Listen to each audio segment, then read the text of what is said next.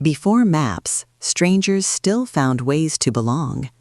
At dawn on a riverbank, a small band warms their hands over a smoky fire. A child chews on tubers as elders press fresh tracks into the mud.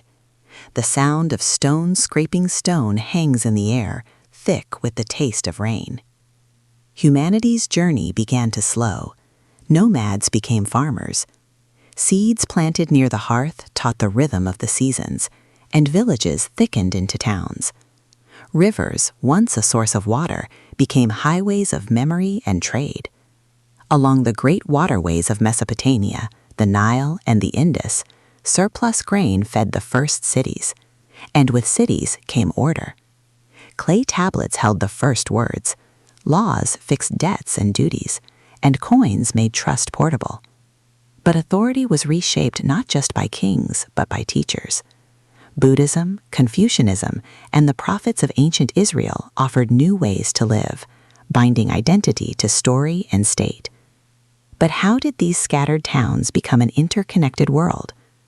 Across the vast expanse of Afro-Eurasia, the Silk Road stitched together markets and monasteries from the steppe to the sea. Ideas, glass, paper, and plagues moved with spices and stories. To the south and east, monsoon winds powered the Indian Ocean trade. To the west, the ringing of camel bells traced the great trans-Saharan caravans. In parallel, across the Americas and Africa, breakthroughs were rising. Corn fed forest cities, iron reshaped warfare, and sacred calendars ordered time. Different answers to the shared questions of existence. These ancient networks are the ancestors of our own. Our supply chains, the rapid spread of ideas, even our public health battles descend from these very channels. To understand them is to read the present. And just beyond these roads and caravans, sails were waiting for the open ocean. Salt spray lashes crowded decks in the early 1600s. On a creaking Atlantic vessel, a sailor, a translator, and a captive, once a child of a riverbank, brace against the groaning timbers. They grip the wet rail, a taste of salt and fear on their lips. Oceans no longer separated worlds, they stitched them together. Maize and microbes crossed the waves as the Columbian Exchange rewired global diets and ecologies. Plantations spread, and the Atlantic slave trade chained millions, funding new imperial orders.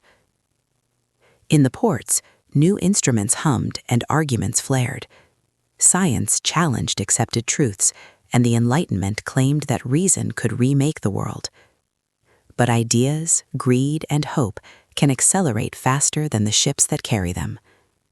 In the late 1700s, revolutions toppled kings, promising rights while revealing their terrible costs. Coal-fired engines and steam looms remade life itself, forging nations, empires, and vast new inequalities. 2 world wars shattered old certainties. After 1945, empires fractured. A long Cold War imposed rigid divisions on the world, but other connections were growing. In the late 20th century, global markets and new media linked continents as the digital age gave voice to millions, from classrooms to cathedrals. This history still shapes your paycheck, your passport, and the very weather around you.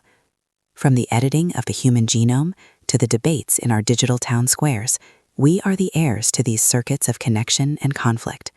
A story written in mud, silk, and silicon.